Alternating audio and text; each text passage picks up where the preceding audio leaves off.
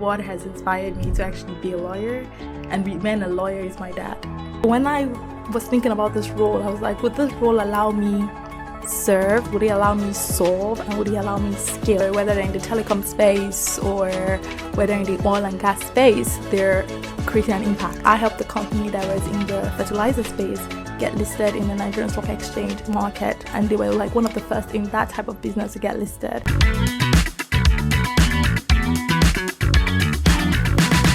Okay, hi again. Welcome to this episode of What's Your Impact? Today I have Anita with me. Anita, do you want to do a brief intro?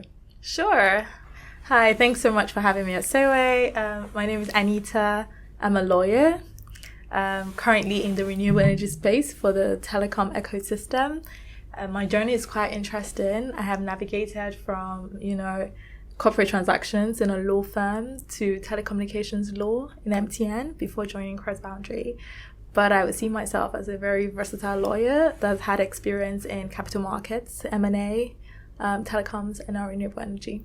That's interesting, because my next question was going to be, for people that do not know you, how would you describe yourself? I'm very versatile. So if I'm not doing law, I am playing with my kids. If I'm not playing with my kids, I am dancing in Afrobeats or salsa.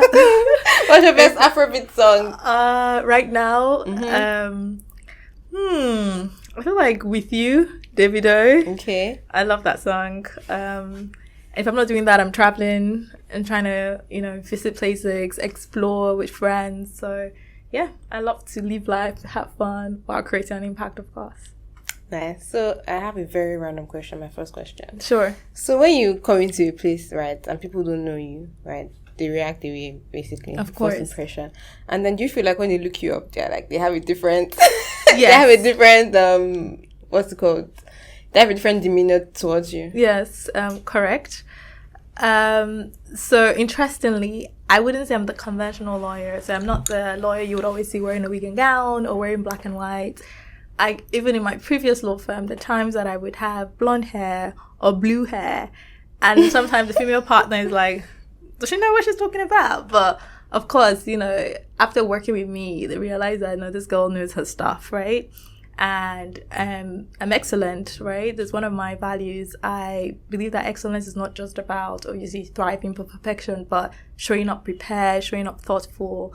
And that is something that I try and embody, right? So I get it all the time. Like, you're a lawyer, or, oh my gosh, you're married. And, yeah, it's my living reality, really.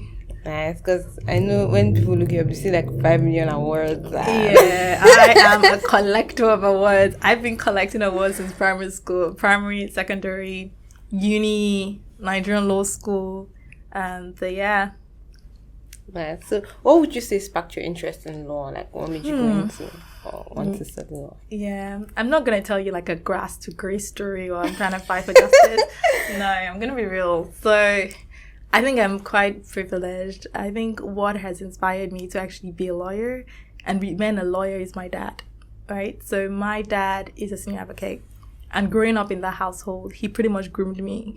My uncles, his friends, a lot of them are either having their law firms or they're judges. I would spend time with them. I would have debate sessions. He selected my courses in secondary school. And I think all that sparked my interest, because I was like, okay, these people are good at what they're doing. And I think that they're remarkable beings, and I want to be like that. And so when I figured that I was good at this, I was like, okay, how can I use this to actually do some good, right? So at first I was thinking, yes, the conventional fight for what is right, justice, dispute resolution. And then with time and as my career evolved, I realized that you can actually create an impact in several ways, right? So whether it's trying to raise capital and improve the infrastructure deficits in Lagos State. So of course, when I'm doing capital markets and I'm doing the Lagos State bond, I'm seeing that, some expressways are being, repaired. And I'm like, okay, the bond that we raised actually created finance to do this. So I'm seeing the impact. And I'm like, yeah, law can be very versatile. Law is not just going to court. And I think that has sustained my impact because my interest in the type of law I've practiced has evolved, right?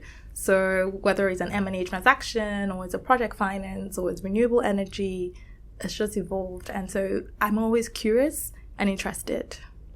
So I would actually like to deep dive into like a project that you say you've worked on that maybe one or two projects that you've worked on that you'd say drove like a measurable impact in my life? Okay, so let me just talk about my very first job, right? Several projects, as I would say, have created a lot of impacts, whether in the capital market or M&A. I was going to give an M&A example, but I can even just give a very simple capital market example.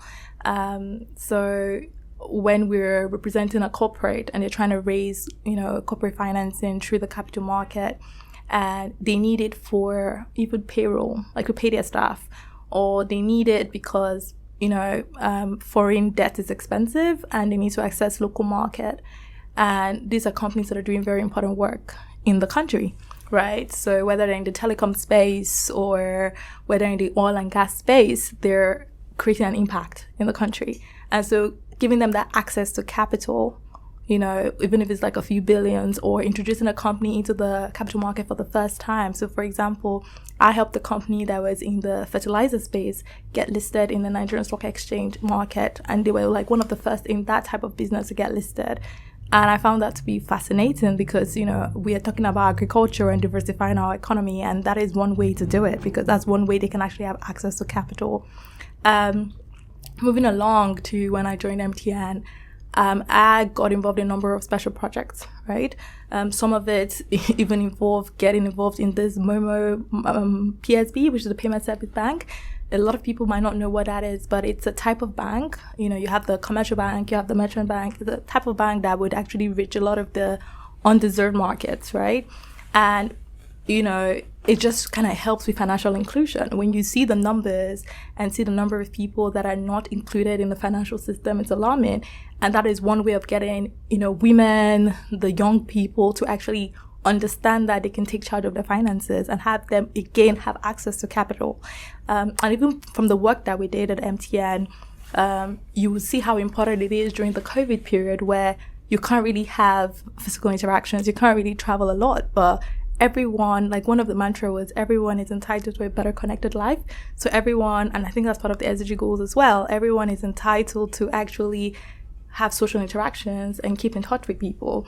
So again, whether it's by raising finance through commercial bonds for MTN, or by even immersing yourself in the different projects that they're doing through financial inclusion or improving their, their digital infrastructure, you are creating an impact. And then let's bring it down to cross boundary, right? So when I joined Cross Boundary, I was like, oh, renewable energy, that's exciting.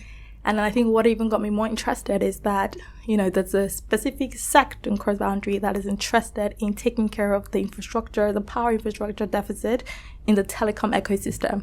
And that's quite different, right? Because when people talk about renewable energy for corporates, people are thinking about banks and manufacturers and not really thinking about the telecom ecosystem, which is very crucial, right?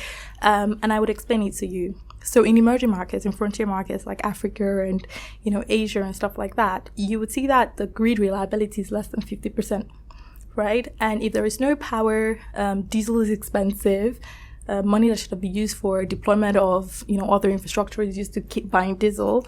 If there's no reliable power, it means that towers can't actually host MNOs or ISPs at their colocation sites at the level that it should be hosted. And so when people say, oh, there's no network on my phone, you're blaming the MNO, not realizing that it's a whole chain. Yeah. And so, it's like when I was thinking about this role, I was like, would this role allow me serve? Would it allow me solve? And would it allow me skill? And then I realized that, yes, I would be able to serve. Like, I'm still in the telecom space, but I was able to serve this market. If we can actually solve this power deficit, I would be able to solve this problem, because apart from obviously breaching your regulatory SLAs and making your customers unhappy and losing money, you can actually solve this problem and make every enterprise in this chain even more profitable and more reliable. And then can you scale it? You can scale it, because if you were very successful in one of these emerging markets, the competitors and, the partners in other markets will see that and want to replicate that model. And it's fascinating that the work that Cross Boundary is doing. Like, I don't know if you've seen in our socials, but, with one of our projects in Sierra Leone, we've worked with the first 5G provider. And it's just great to see the impact it's having in people's lives, that they have access to 5G. They have at a 99.9% reliability rate. It's fascinating. And so you're having other companies and other companies in the ecosystem trying to reach out to see how they can actually achieve this, right? So it's a win-win. It's a win-win. Yes, that's so. I feel like I've captured a lot of impact already in that conversation. So would you say that your personality and the work you do kind of align, or it's helped you be better at the work you do? So when you say personality, do you mean like being an extrovert, introvert? Yeah. I think I'm an extroverted introvert. Okay. And I would explain that. I'm an extrovert in terms of I'm bold, I'm confident, I love to make connections, my social battery can be high. I'm not afraid to speak in a room. I'm happy to have a global coverage. So you would see from other work, so outside my 9 to 5, about 9 years ago, I and about 6 individuals set up something called the Association of Young Arbitrators. And it was really to mentor and provide opportunities for young professionals in Africa to actually do arbitration, because many times people want to appoint, Supreme Court justices and senior advocates to be arbitrators against a young person like I am. And that birthed something called the African Arbitration Academy that we've been running for about 6 years and trained over 160 Africans, sponsored by the World Bank, ICSID, London Court of International Arbitration, or the big law firms, and all that. I don't know that it helped me to speak bolder, but it is my personality. I like to speak. I like to create an impact. I like to change things. At the same time, I'm a bit introverted in terms of sometimes I get completely wiped out and I just want to be home, making a wig, drinking some tea, watching a show, and I don't want to be disturbed. But I think my personality is actually like a very vibrant, social, and it reflects in my fashion. It reflects in how I show up to work, right? So, yeah. So would you say that there's been a particular thing that you struggle with? I would like to hear about your struggle as well. Yeah, so I think generally in life, I've struggled with the virtue of patience. I have struggled with the virtue of patience. I wouldn't say I'm the sort of person that I feel like if I have to do a task, I would break down that task to mini chunks. I know that this is a timeline, this is when I can get this thing done. And sometimes I'll feel like, I can work alone and just achieve this. But when you're working in a team and you have a team member that works differently, and that team member has to be accountable to you, sometimes it's a bit frustrating, like having to follow up every minute because you can be like the overbearing boss. So I've struggled with trusting people and just saying, do what you have to do and check in from time to time. Patience in that sense of work, right? Patience in life generally. So before being a mom, like, even when I just married, I'm like, I want things now. This is how it should be done. This is the logic. Yeah. And then my husband's personality is really different. He can be a last minute person. It can be quite chilled. I feel like all men can be last minute, and it's so frustrating. Girl. So when they say opposites attract. Yeah. Because sometimes I'm thinking, I'm so organized. I'm so planned. If I have a trip in summer, I would start planning about it, planning for it in January. Right? I'm like, okay, I need to get tickets. I need to stay in this place. I need to do this activities. My husband can plan for his trip a week before. So, I struggled. But again, with my walk with God, I realized that it's one of the virtues that you should have, even when you're talking about the Holy Spirit to work in you. And one thing that I find interesting is how they say, you pray you want God, make me more patient. But God is not going to say, Anita, take patience. They're going to give you trying situations to prove that you're going to be patient. And I feel like, it's like God works in mysterious ways. I keep talking about my kids because I think my kids have actually changed my personality. So honestly, before I had my kids, I can't deal, sort out yourself. And then since I've had my kids, I've had to learn patience because sometimes I'm like, ooh. So obviously that's definitely one of my struggles. But I think I'm getting better in terms of managing it, and just, having expectations, managing those expectations, and don't over-respect. But, yeah. Yes, I feel like most of the things that I would have wanted to ask you just kind of, captured it. Took care of everything. Because I was going to ask you about you spoke about, you started like a training for arbitration 9 years ago. And you kind of already spoke about the reason behind it, the reason you started it. I was going to ask, just a deep dive into, if there was a particular event that made you say, okay, I actually want to do this. Before you started being arbitration was something we're always very curious about, and even though we had done it in our own capacity in the law firm, we wanted to be able to do something that was bigger than us. So for us, again, and for me specifically, impact is also about legacy, right? What you're building and what you've built is not just for now, but it should be able to persevere when you have left. And we brainstormed together. The very first videos was like, we had like senior colleagues and partners. So for example, Tunde Fagbonlu is a senior advocate and is a senior partner at Aluko. It was like, yeah, come and use our office. We had a lot of people that were ready to help us, right? And like, let's this dream come through. And so we would do videos just talking about our vision and how we want to mentor young people, even though we're young as well. We feel like young people should have a chance at this. We want to have trainings. We want the big people, because the thing is, you also don't want the older people to feel like they're dated and they're not relevant, because to be honest, they're still being appointed, they're still relevant. And so it's like, how do you bridge that gap? So it's like, I want the older people, the dated people, not very dated, but the older people to come mentor the younger people, to train us. And we can also co-counsel, we can work as secretaries in the tribunals, we can get this opportunity, this hands-on experience. I think what was strategic for us is partnerships.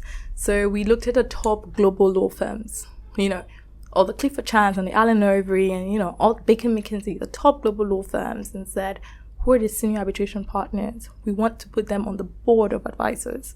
So when you have a stake and you're on the board and obviously you don't want your name to be affiliated with a failure, you want to see that thing grow. So I think that was a very good strategy, by the president and by the team. And when we got them as members of the board, they got very interested in our work. And so anytime we say we need training for this, they're ready to sponsor us. They're ready to, provide sponsorship for the Africans. They're ready to dedicate their resources, their time. And even the last event we had in June in England, right, this year, we had partners coming from Paris and from different parts of the world to actually conduct that training in London. And it was just remarkable. And then the African Arbitration Academy, beyond just, the training in London, we also try and release, resources. So during COVID, we did like the virtual year-end protocol that has now been adopted by a lot of African states. So, a lot of times when you're looking at, ICSID or whatever, they're talking about arbitration rules, but it's not really a solution for Africa and in Africa. And so we're like, we want to be that voice, right? We have trainings for African general counsels and attorney generals. So we're very focused on Africa, because we feel like we need to build Africa, right? And nobody's going to do it for us. Just like they say, nobody's going to save you as an adult. No one's going to do it for you. Exactly. So that is pretty much what we've been very invested in, whether it's by releasing resources and publications and working on different protocols, or even just this training. And I think it has been rewarding. It's a great way to meet a lot of people. I feel like my network now is crazy. I think it's also a great way to build competence in the area as well. So that has been my experience. Yes, that's interesting. What would you say representation means to you? How can women support each other actively, especially in the law field? Yeah. So representation is not just from a gender perspective, right? Yes, you want more women in the room, but not just women flooding. So sometimes what you see is that you have a lot of women in the lower cadre of the jobs, and sometimes in the mid cadre, but then you don't have the same equal numbers in the very senior cadre. And there's a reason for that. There's a time when women have to take a break from work and, they have kids, and sometimes the corporate world just doesn't encourage them coming back at the rate that they should. And so they go do something else or just make that sacrifice. I think for me, representation is beyond gender. Representation is obviously gender. There's also representation from a disability perspective that a lot of people just forget about, right? So even in your offices, does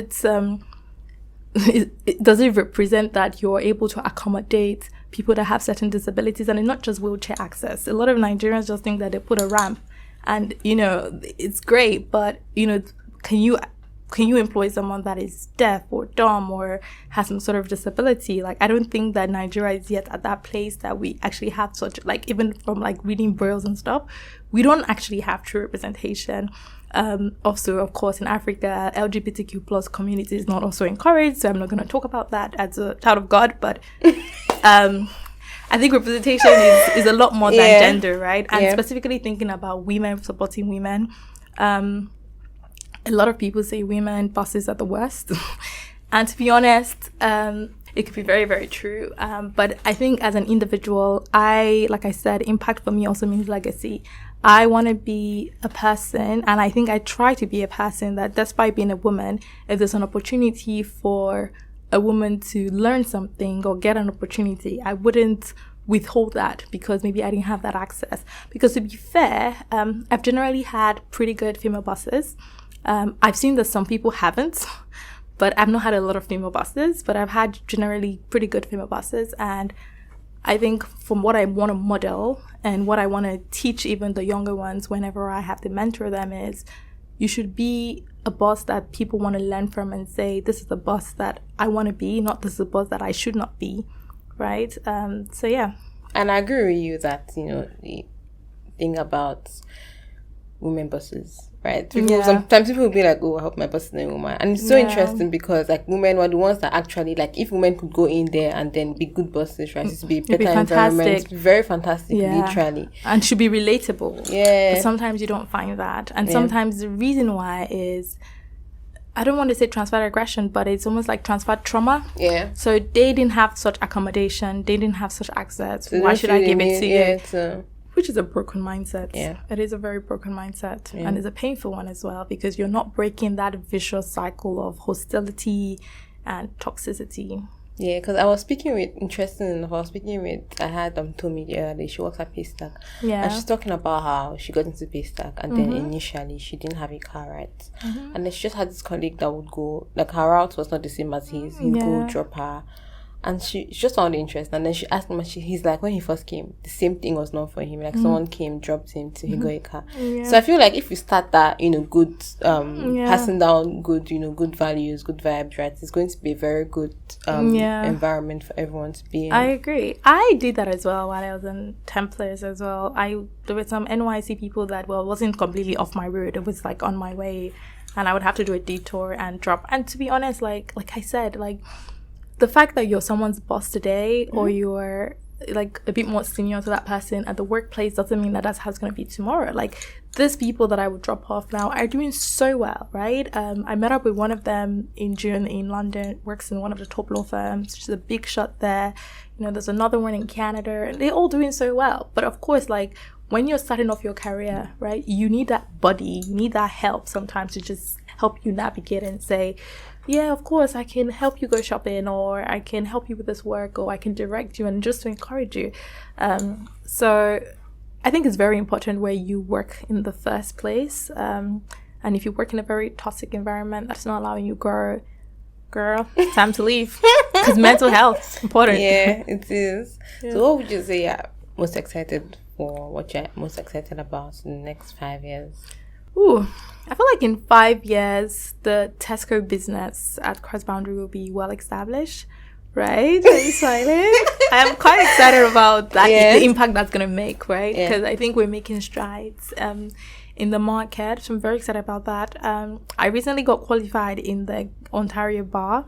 And I'm quite excited about actually putting that into use. I don't know in what capacity I would, but I'm excited that at some point in time, I would need to put that qualification to use. Obviously excited to see my kids grow, right? My first would most likely be in primary school by then, and my second would also be in primary school. And I'm just excited to see how I would have evolved as a human being. Do you think you'll still be like doing what you're doing, like working in the energy space, telecoms, or you'd be onto something else? At the moment, I still see myself working in energy space. So I feel like I transition every 4 to 5 years. And I've just started the energy space just in 1 year. Yeah. So I don't see myself leaving the energy space in the next 4 or 5 years, right? And even if I'm doing something else. So for me, I'm not just doing random, unconnected things. Even though I was an MTN before, now I'm still doing something in the telco space. I did project finance and raising capital and Templars, and I'm still doing that in Cross Boundary. So I think everything is all connected. And, diversity, like I was saying to you earlier before the podcast, is like, it gives you depth, right? When you have so much varied experience, because then you become an expert without actually knowing that you are. So I'm quite excited what I would be doing, but I know it would be very connected and interrelated, and I still believe that I'll be in the energy space. Yeah, I like to speak with people that don't, like, you know how people believe in being specialists, right? I like to speak with people that like to go into different fields and explore, because the other day I had like a training type thing. Yeah. And the guy that was speaking with us, he had everything to say about every single field, right? It was good on the technical Did he come from side. consulting? No, he didn't. Okay. He didn't. Because He wasn't, yeah. Sorry, I find that a lot of experts or not experts, people who have their background in consulting or law, things like that actually makes you research. They're quite knowledgeable in a lot of things. Yeah, so he came from the oil and gas sector, but then he had started a technical person. He has an engineering background, but then he has a good finance background as well. He did some finance, so he has good finance knowledge. He has good strategy as well. Oh, nice. So he kind of has very versatile, basically. He knew how to, and I'm like, yeah, I like to see this type of people, because I used to think that, I have to specialize in something, and you have to be very good at just one thing and then just focus on that. But then if you're able to kind of, have a good knowledge, good understanding of, a couple of things that kind of, intersect at a point in time, I think that's very good. That helps you, have a broader knowledge. You. I think it's interesting you say that, and I think it's now more common in our generation, right?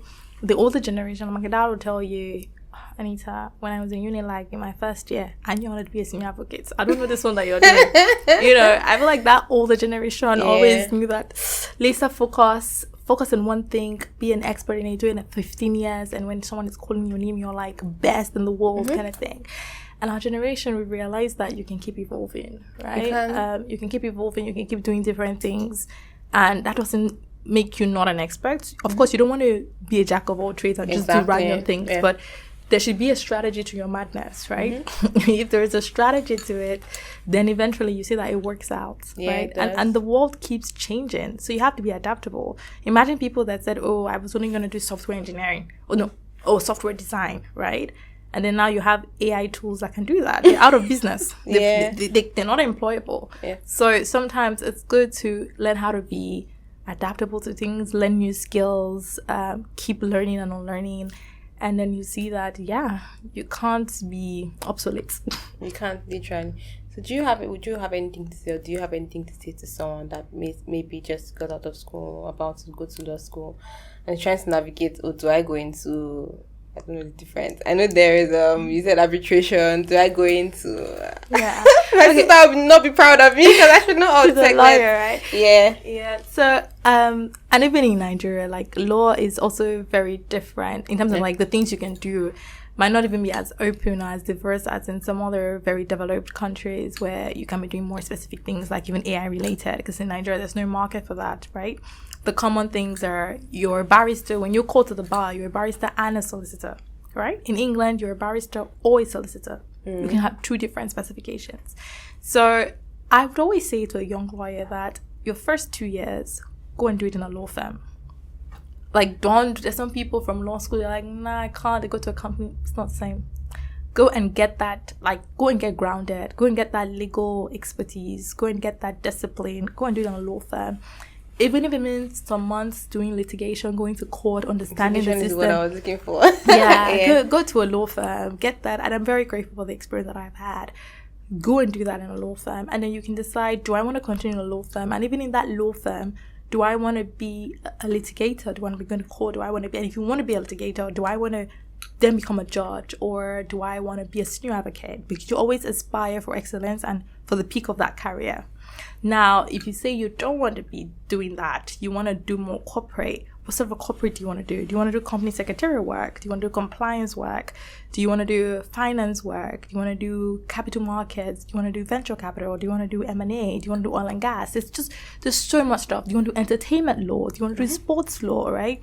And the only way you can actually make a choice is to have some sort of experience in that, have conversations, network with people that are in that field, take up like volunteering roles as well, right? So it's interesting because even while I was in MTN and I was specifically doing commercial legal, I was interested in doing some of their corporate transaction work, and I would literally volunteer to do some work, and I would say, I don't want credit for it. I would review that document as anonymous, not with my name, because I didn't want any issues because sometimes MTN could have like boundary issues in terms of departments. And I did that because I knew I was building myself. I can't say I've just done commercial legal while I was in MTN. And because of that, I started working closer with the corporate transactions team. And when there was an opportunity to work on special projects, and then that team opened up and they're going to create a new need, and Anita, you should apply as a manager. I applied for it and I got it, right? But that's because you've built relationships, right? You have also built the experience and the mental acumen for it, right? Because you have actually had the hands-on experience. So for a young lawyer, I would say be patient. It takes time. Everyone is in a hurry. And I know even me, I struggle with patience. I was going to say, you said be patient. I struggle with patience. But you kind of have to be patient. Be busy while you're patient. You don't just... I feel like patience is more difficult when you're patient in solitude. Like you're not so busy, you're just waiting and you don't know. But if you're busy doing so many things, so beyond your 9 to 5, you're volunteering here, you're doing ABC, you're involved in your local bar, for example, and you're having conferences and you're speaking at conferences, or you're even just volunteering and helping with leaflets. It might seem like a small job to do, but you're making connections, right? And that's what I would say. Be patient, network. So it seems like a very flogged word, but it's so critical in the legal profession. People should know you. Network, right? It doesn't always have to be networking in the office, but social events, like have and make real connections. When they say your network is your net worth, it's so true. I know people that have helped get jobs because I know someone there. Not like they didn't go through the process, but it just helped them overcome the ATS and, help them have an interview, for example. Like, it's fascinating how much you get put on projects because you know somebody. Like, the real life in like Nigeria and in the world is just based on like, the currency is the people that you know. Mm-hmm. And so if you feel like, oh, I'm smart enough, it should get me there. There's so many people that are smart enough. And AI is also making people smart. Like, if you don't have the answer, you ask ChatGPT. Like, it's so beyond being smart, you must have very specific soft skills. And one important thing is you must be able to have a strong network of people that can speak for you when you're not even in the room, and that kind of like push opportunities to you and just say, do you want to try this? And it just makes your life easier, But yeah, network. Yeah, because I was going to ask you, like, one of my last questions was going to be how important you think relationships are. It's so important. Yeah. They're like 200% important. They're so important. I feel like who I am today, what I have achieved, what I want to keep achieving is relationships.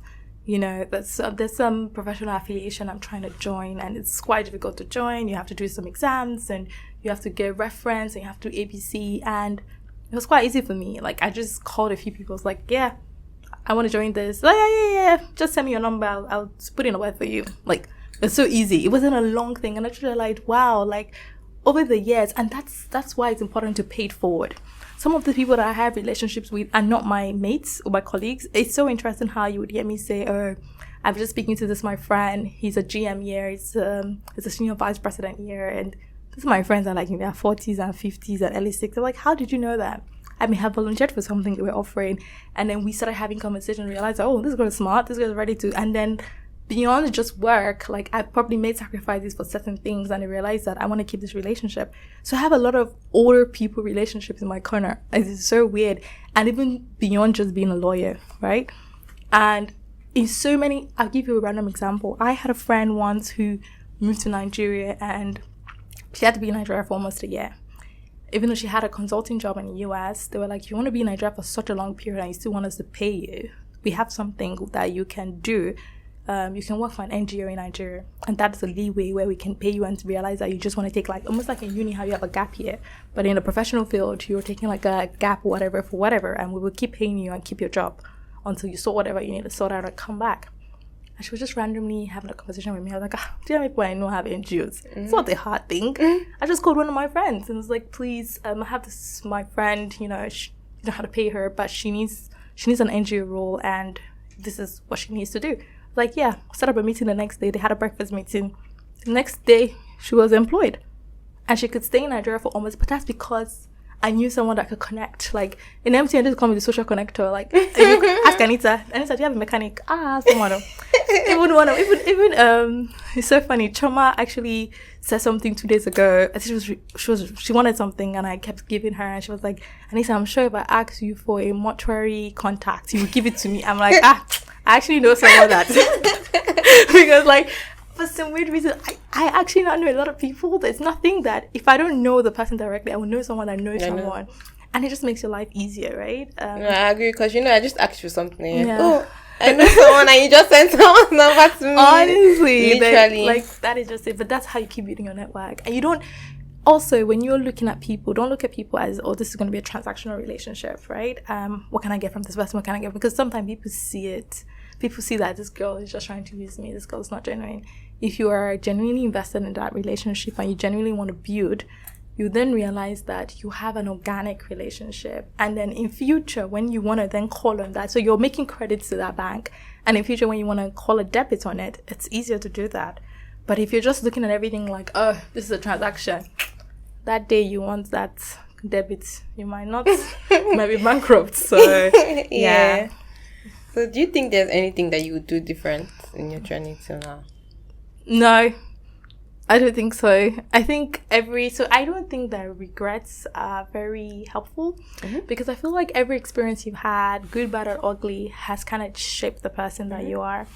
And if the question is, am I proud of the person I am? I think I am. I might not be perfect. I'm still in a journey of becoming, but I think I'm quite proud of the person that I have become and I am becoming. And I think every experience that I have had has actually shaped me, right? Whether I've had to persevere in like an ugly situation, or I've had to work harder, or I've had to take some praises and recognition, I don't know that I would do anything different. I think I'll just keep doing what I'm doing and hopefully trying to do it better, right? So yeah. Do you have any parting words? Any parting words? Okay, so or questions for me as well. Yeah, I will have questions for you, definitely. Let me think of a question. I didn't think you would have questions for me. Yeah, so you tell me, what is impact to you?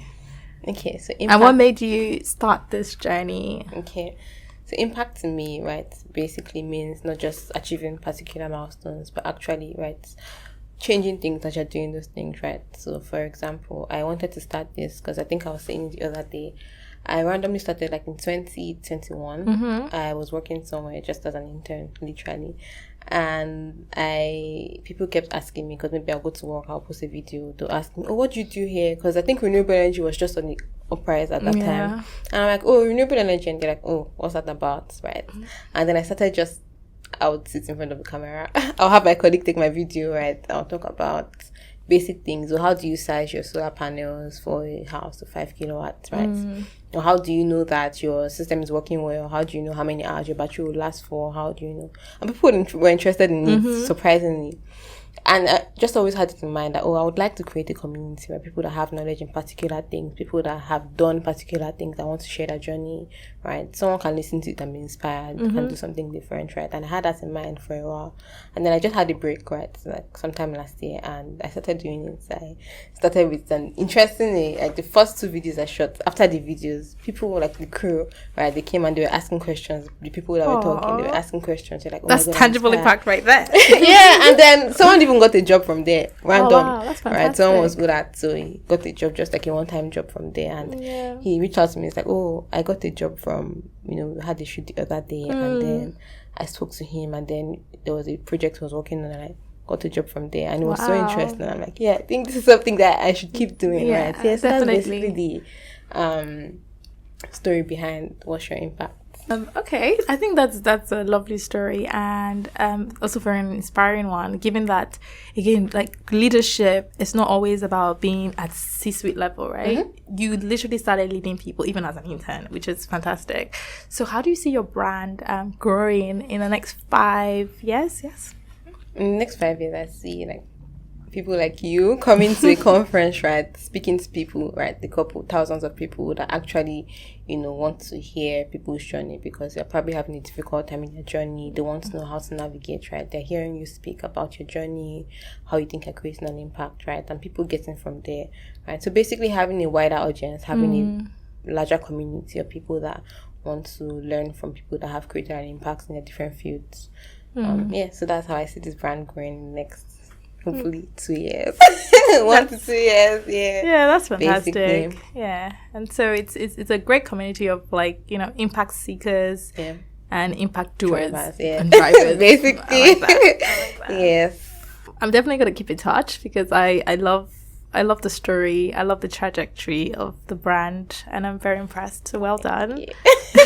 Thank you. Do I have any last words?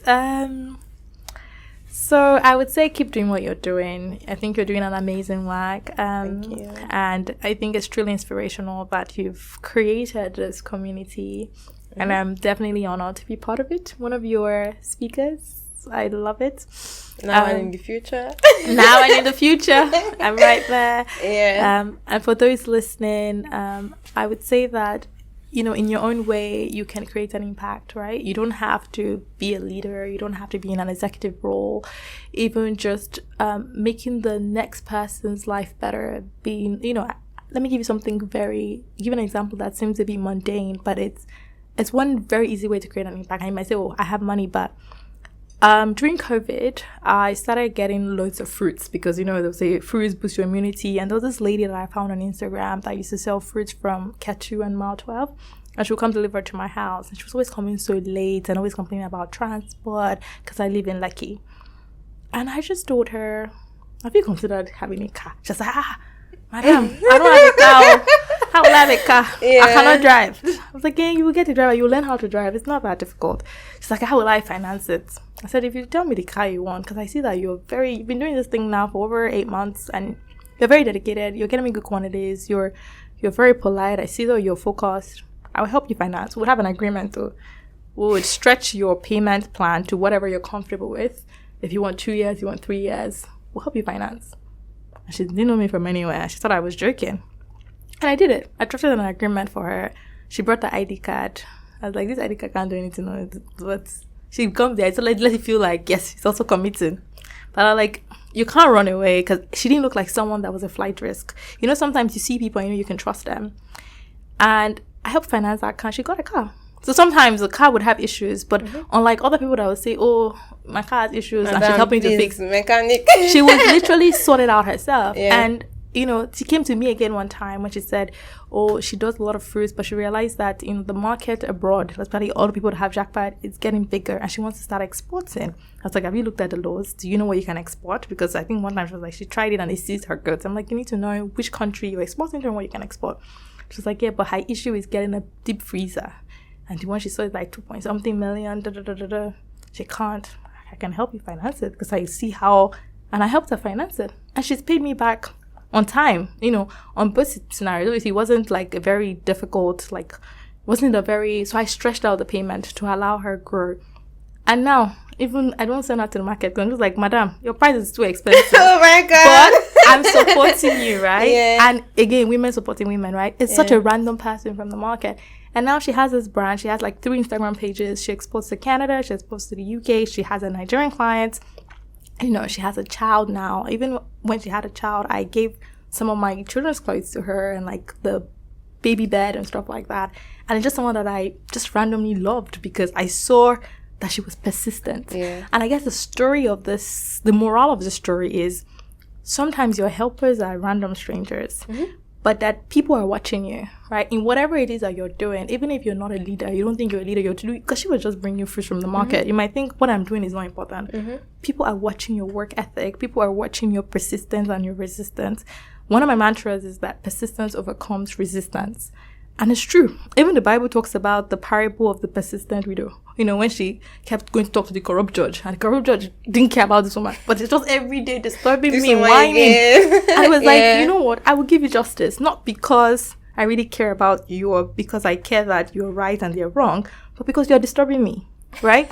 So I guess the advice to those watching is, in whatever pursuit you're on, whatever journey you're on, you have to be persistent.